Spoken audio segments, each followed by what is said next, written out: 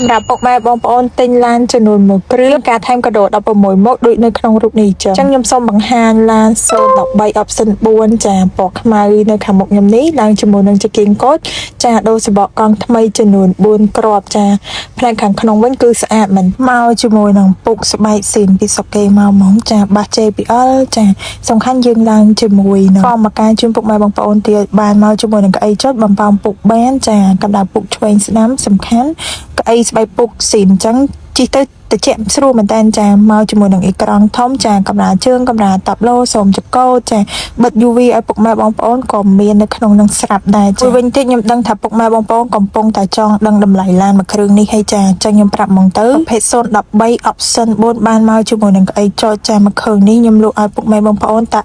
18ទេតម្លៃចោចាបានទៀតចាហើយឡានស្លឹកពុនពុកម៉ែបងប្អូនយកទៅគឺយើងមានការធានារហូតដល់6ខែលើម៉ាស៊ីនប្រអប់លេខអាគុយ ABS 3ខែពេញចាប់អារម្មណ៍អាចតំណែងមកនេះខ្ញុំឥឡូវបានអរគុណ